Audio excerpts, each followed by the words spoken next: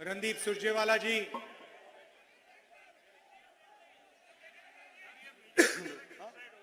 बैठ जाइए, हो जाएगा, सब बढ़िया होगा। रावत जी, बाला बच्चन जी, किराडे जी, राजन मंडलोई जी, मोन्यू सोलंकी जी, मक्खन सिंह सोलंकी जी, स्टेज पे कांग्रेस पार्टी के सब नेता, हमारे प्यारे कार्यकर्ता, भाइयों और बहनों, प्रेस के हमारे मित्रों, आप सबका यहां बहुत बहुत स्वागत, नमस्कार। जोश तो बहुत है भैया आप लोगों में।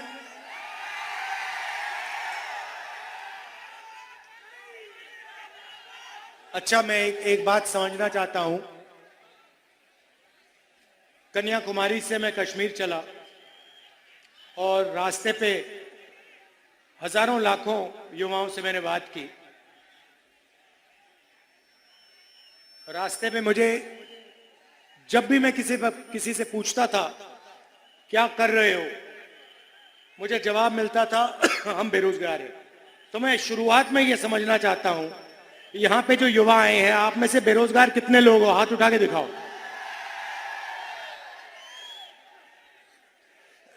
तो ये आपने जो हाथ देखे, ये बेरोजगारी के हाथ हैं। शिवराज चौहान, नरेंद्र मोदी जी वाली सरकार जो युवाओं के लिए करती है, उसका सबूत है। मध्य प्रदेश के किसी भी युवा से पूछो क्या करते हो, जवाब मिलेगा बेरोजगार हैं, कुछ नहीं करते। सही है, गलत है? भाइयों और बहनों, बेरोजगारी मध्य प्रदेश में क्यों है? क्योंकि मध्य प्रदेश की सरकार और दिल्ली की सरकार सिर्फ बड़े उद्योगपतियों को मदद करती है। रोजगार कहां से आता है? छोटे व्यापारी, स्मॉल और मीडियम बिजनेस, छोटे उद्योग, छोटे दुकानदार, ये लोग प्रदेश को और देश को रोजगार देते हैं। और जीएसटी के कारण, नोटबंदी के कारण जो छोटे व्यापारी हैं, छोटे उद्योग हैं, स्मॉल और मीडियम बिजनेस वाले हैं, वो सारे के सारे बीजेपी की सरकारों ने बंद कर दिए। तो सच्चाई आज ये है कि मध्य प्रदेश में युवाओं को रोजगार नहीं मिल सकता। यहां पे आपको गैस सिलेंडर कितने का मिलता है? कितने का? 1200। भैया सवाल पूछना चाहता हूं, छत्तीसगढ़ में 500 का क्यों मिल रहा है?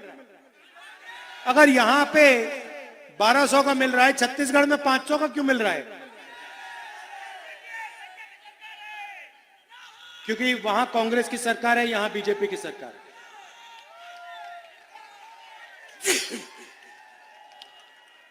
देखिए, कांग्रेस पार्टी की जो सरकारें होती हैं वो गरीबों के लिए काम करती हैं। अब देखिए,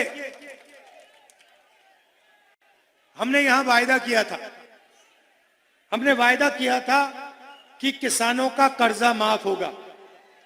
जब हमारी सरकार आई थी, 25 लाख किसानों का हमने कर्जा माफ किया और बीजेपी के लोग इसको सह नहीं पाए। बीजेपी के लोग और उनके बड़े जो उद्योगपति मित्र थे, उन्होंने आपकी सरकार, कांग्रेस की सरकार, आपसे चोरी करके छीन ली। सही ना? आपकी सरकार नहीं चलने दी। आपने जो कांग्रेस पार्टी के विधायक जो चुने थे, उनको चोरी करके बीजेपी की सरकार उठा के ले गई और उन्हें यहां बीजेपी की सरकार बनाई। ये चोरी की सरकार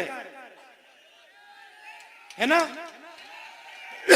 ये आपने जो कहा था, आपने कहा था कांग्रेस पार्टी की सरकार होनी चाहिए और आपने कांग्रेस पार्टी को चुनाव जिताया और बीजेपी और उनके जो उद्योगपति बड़े बड़े दोस्त हैं, उन्होंने आपकी सरकार आपसे चोरी की, विधायकों को पैसा देकर उन्होंने सरकार तोड़ी।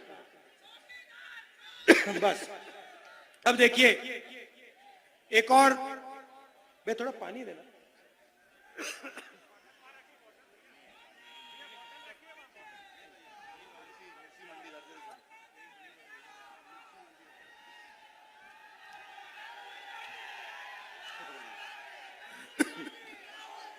एक और बात,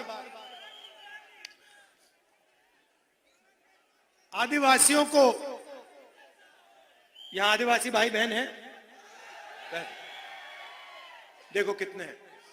अब आदिवासी को हम आदिवासी कहते हैं, कांग्रेस पार्टी के लोग हम आदिवासी कहते हैं, बीजेपी के लोग वनवासी कहते हैं। सुना आपने? या मुझे बताओ ये वनवासी और आदिवासी के बीच में फर्क क्या है? आप आदिवासी हो, आप कहते हो हम आदिवासी हैं, बीजेपी के लोग आपको वनवासी क्यों कहते हैं? ये भाइयों और बहनों, इन शब्दों में बहुत बड़ा फर्क है। आदिवासी शब्द का मतलब वो लोग जो हिंदुस्तान की जमीन के पहले और असली मालिक हैं।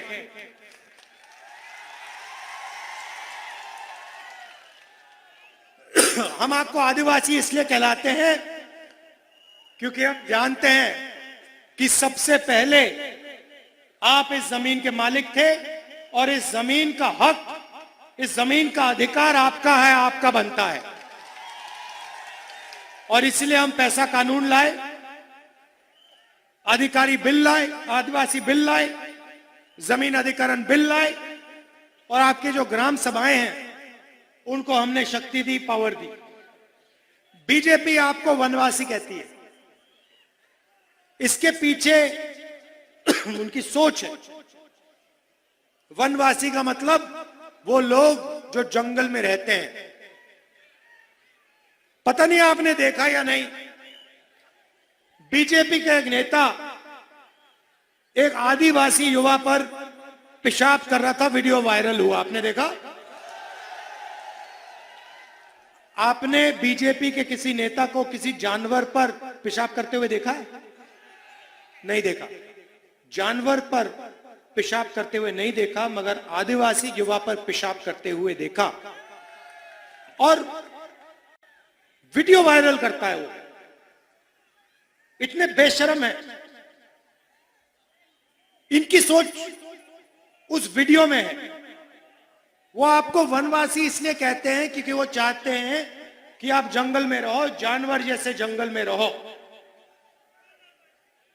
आप देख रहे हो आस्ते आस्ते जंगल कम होता जा रहा है। जंगल कम हो रहा है या ज्यादा? कम हो रहा है। जहां भी देखो जंगल कम होता जा रहा है। 15 साल में आपसे कहेंगे देखिए जंगल तो खत्म हो गया, आप वनवासी हो, जंगल खत्म हो गया, आपकी तो जगह ही नहीं रही, अब आप जाओ शहरों में भीख मांगो। ये उनकी सोच है।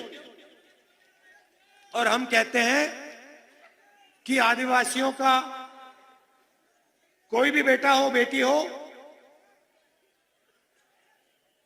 बड़ा सा बड़ा सपना हो उसका, इंजीनियर बनना चाहे, पायलट बनना चाहे, डॉक्टर बनना चाहे, लॉयर बनना चाहे, कुछ भी, उद्योगपति बनना चाहिए, उसकी पूरी मदद होनी चाहिए और उसका सपना पूरा होना चाहिए।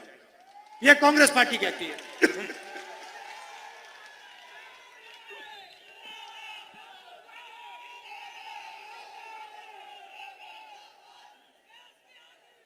आपने सुना होगा, खासतौर से आदिवासियों से बीजेपी के नेता कहते हैं देखो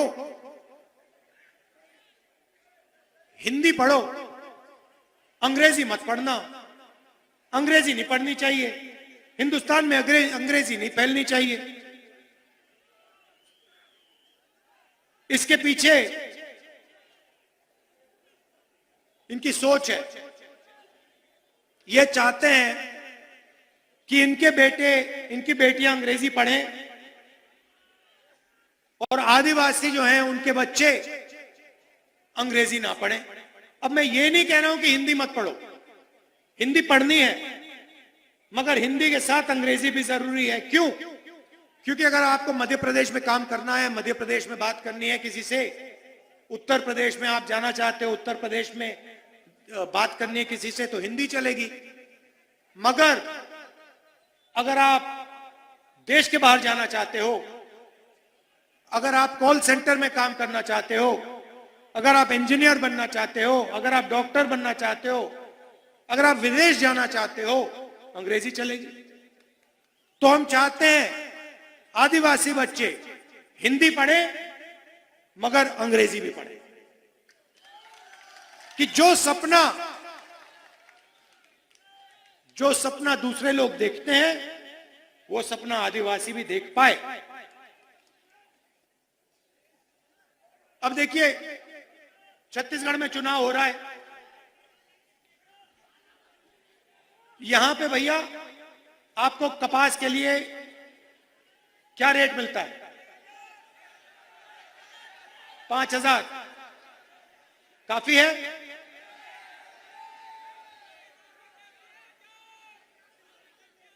ये अब देखिए, उदाहरण देता हूं आपको। छत्तीसगढ़ में हमने जाके वायदा किया कि कर्जा माफ होगा और धान के लिए 2,500 रुपए प्रति क्विंटल मिलेगा। छत्तीसगढ़ में हमने किया और हमने ये वायदा किया और पूरा कर दिया उसको जाके। 10 दिन पहले, मैं आपको बहुत अच्छी कहानी बताता हूं। 10 दिन पहले छत्तीसगढ़ में मेरा दौरा था। 15 दिन पहले किसानों से बातचीत हुई। मैंने एक किसान से पूछा, भैया बताओ आपके खेत का दाम क्या है, मतलब खेत कितने का है? मुझे कहता है, राहुल जी मुझे दाम नहीं मालूम। मैंने कहा, भाई तुम्हें दाम कैसे नहीं मालूम, तुम्हारा खेत है? मुझे जवाब देता है, राहुल जी जब से छत्तीसगढ़ की सरकार ने हमें 2,500 रुपए प्रति क्विंटल धान के लिए दिया है, तब से यहां पे कोई किसान अपना खेत नहीं बेचना चाहता। मैं नहीं जानना चाहता कितने का है, क्योंकि मैं इसको कभी बेचूंगा ही नहीं। मेरा तो पैसा बन रहा है। पहले बीजेपी की सरकार थी, मैं कर्जे में था, सही रेट नहीं मिलता था, आत्महत्या की सोचता था। अब कांग्रेस पार्टी की सरकार है, मैं इस खेत को कभी नहीं बेचूंगा। मुझे आप सही दाम दे रहे हो। छत्तीसगढ़ में धान के लिए आज 3,200 रुपए मिलता है, गारंटी। कम से कम 3,200 रुपए धान के लिए छत्तीसगढ़ में मिलता है। हुआ क्या? किसान के जेब में हमने पैसा डाला। अच्छा, वहां पे जो मजदूर हैं उनको 10,000 रुपए मिलता है। वहां पे जो आदिवासी हैं, तेंदू पत्ता के लिए उनको 6,000 रुपए मिलता है एक बोरी के लिए, और 4,000 रुपए बोनस मिलता है हर साल। तो जो हमने किसानों के लिए छत्तीसगढ़ में किया, वही हम मध्य प्रदेश में करना चाहते हैं। क्यों? अगर किसान और मजदूर के जेब में पैसा है तो वो गांव में, कस्बों में उस पैसे को खर्च करेगा और छोटे दुकानदारों के पास जाकर छोटे दुकानदारों से चीज खरीदेगा। तो क्या होगा? अगर किसान के जेब में पैसा जाएगा, मजदूर के जेब में पैसा जाएगा, तो छोटे दुकानदार के पास भी पैसा जाएगा और पूरी की पूरी अर्थव्यवस्था चालू हो जाएगी। यह छत्तीसगढ़ में हुआ और प्रदेश बदल गया। भाई और बहनों, छत्तीसगढ़ में जो किसान है आत्महत्या नहीं करते हैं। मध्य प्रदेश में 18,000 किसानों ने आत्महत्या की है। 18,000। जब से कांग्रेस पार्टी की सरकार आई है, किसान आत्महत्या नहीं कर रहे हैं। यह जरूर है कि बड़े बड़े उद्योगपति इतने खुश नहीं है, वो थोड़े टेंशन लिए हैं, मगर किसान, मजदूर, छोटे दुकानदार, युवा, वो सब खुश हैं। छत्तीसगढ़ में, मध्य प्रदेश में, जैसे अभी मैंने हाथ उठवाया, आधी भीड़ ने हाथ उठा दिया, कह दिया हम बेरोजगार हैं। छत्तीसगढ़ में हम ऐसा सवाल पूछते हैं, बहुत कम हाथ उठते हैं। तो ये हम मध्य प्रदेश के किसानों के लिए, मजदूरों के लिए, आदिवासियों के लिए करना चाहते हैं। अच्छा भैया, एक बात बताइए, ये मध्य प्रदेश में भ्रष्टाचार के बारे में थोड़ा बताइए मुझे। ये शिवराज सरकार कितना कमीशन लेती है? 50% कमीशन लेते हैं। अच्छा, ये आपने देवेंद्र तोमर लड़का है, इसका वीडियो देखा आपने? देखा? मोदी जी ने इस पर कोई कार्रवाई की? कोई सीबीआई लगी, ईडी लगी, इनकम टैक्स लगा उस पर? यहां पे जो बच्चों को स्कूल में खाना दिया जाता है, उसका पैसा इन्होंने लूटा? मध्य प्रदेश पहला प्रदेश है जहां पे मरे हुए लोगों का इलाज होता है अस्पताल में।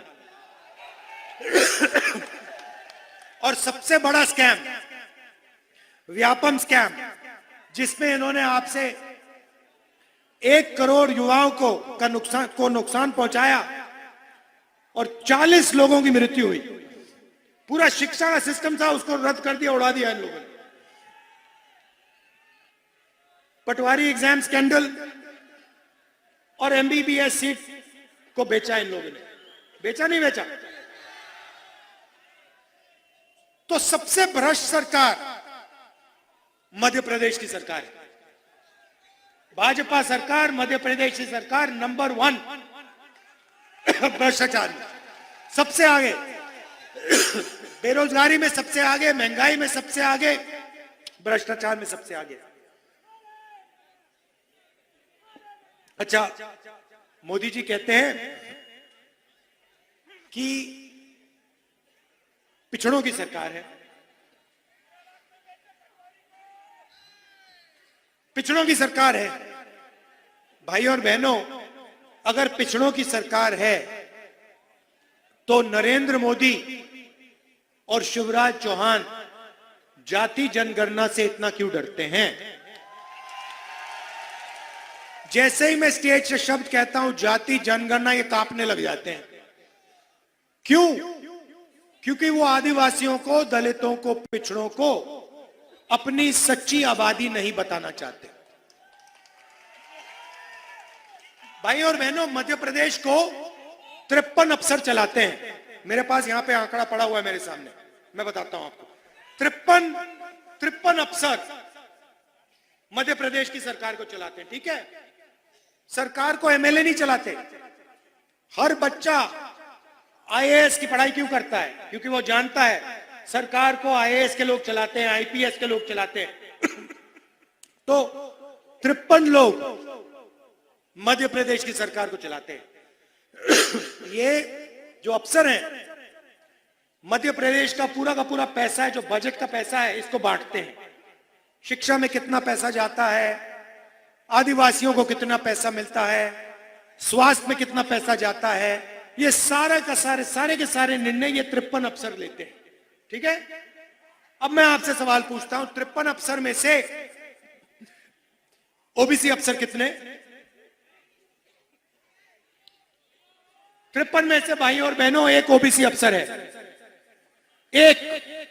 अच्छा, अगर मध्य प्रदेश की सरकार 100 रुपए खर्च करती है तो ओबीसी अफसर कितने पैसे का निर्णय लेते हैं? 33 पैसे।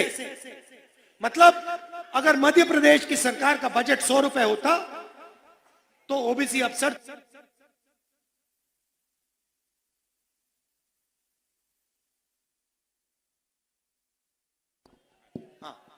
तो ओबीसी के अफसर सिर्फ 33 पैसे का निर्णय लेते हैं।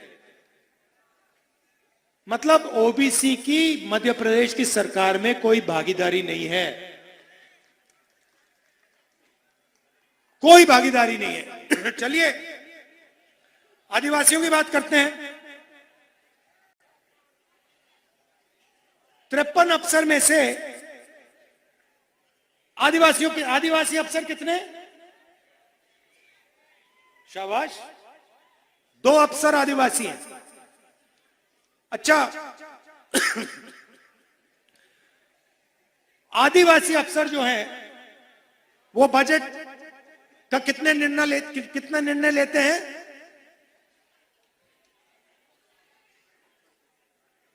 कितना? उससे भी कम। ये 70 पैसे कह रहे हैं, 70 पैसे भी नहीं। तो सच्चाई है भाई और बहनों कि मध्य प्रदेश की सरकार को ना ओबीसी चलाता है, ना दलित चलाता है, ना आदिवासी चलाता है। और यह सवाल मैंने उठाया है।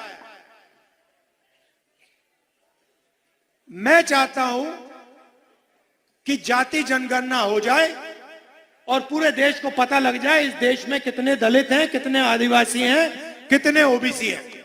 उसके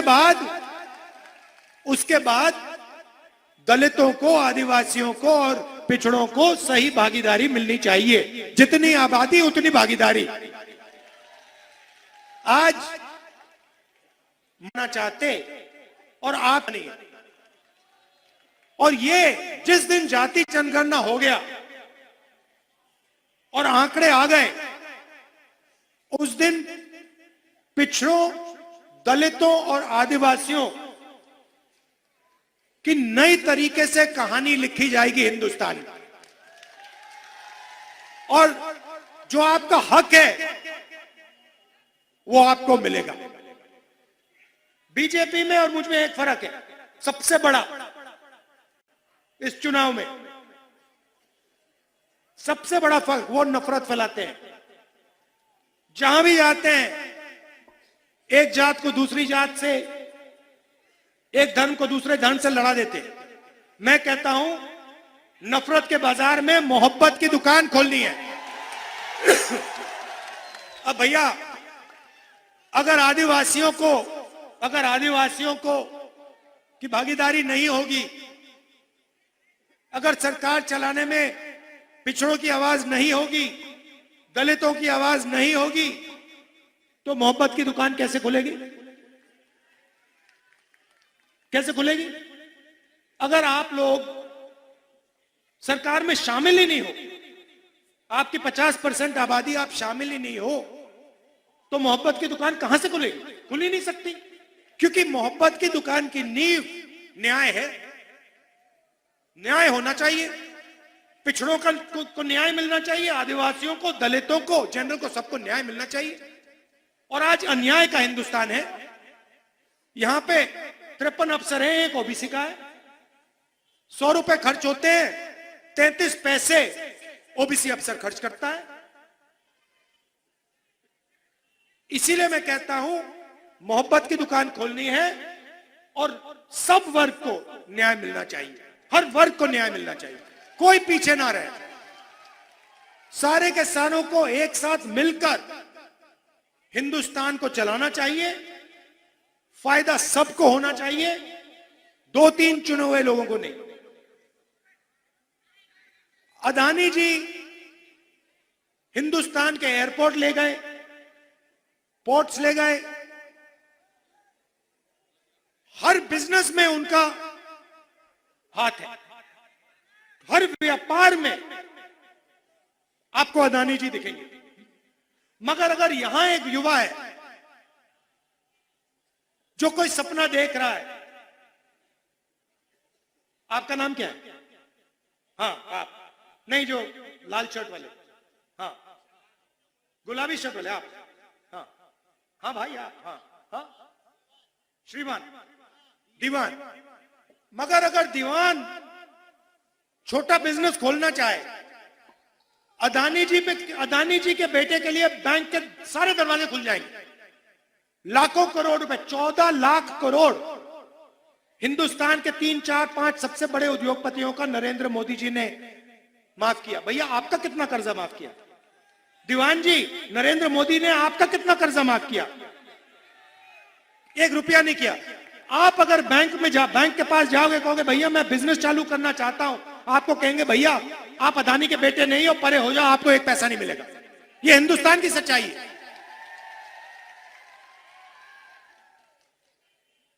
100, 200, 300 लोग हैं, उनके लिए सारे बैंक के दरवाजे खुले हैं, लाल कालीन लग जाता है। और हमारे युवा जाते हैं, कहते भैया मैं व्यापार करना चाहता हूं, मैं छोटी सी कंपनी चलाना चाहता हूं। कहते नहीं, दीवान जैसे लड़कों को 1 रुपया नहीं देंगे। क्यों? आपने क्या गलती की? आप में क्या कमी है? आदिवासी के बेटियों में क्या कमी है? कोई कमी नहीं है। तो ये हमें बदलाव लाना है। ये 2-3 लोगों का हिंदुस्तान नहीं है, ये करोड़ों लोगों का हिंदुस्तान है और इसमें सबको भागीदारी मिलनी चाहिए। तो ये मैं आपसे कहने आया था। एक चीज की गारंटी मैं आपको दे रहा हूं, मध्य प्रदेश में सरकार आएगी, यहां पे जाति जनगणना शुरू हो जाएगी। दिल्ली में सरकार आएगी, जाति जनगणना शुरू हो जाएगी। और हम ओबीसी वर्ग को, दलित वर्ग को, आदिवासी वर्ग को साफ बता देंगे आप में आपकी आबादी हिंदुस्तान में कितनी है और आपका हक कितना बनता है, साफ बता देंगे आप सबका दिल से बहुत बहुत धन्यवाद। नमस्कार, जय हिंद।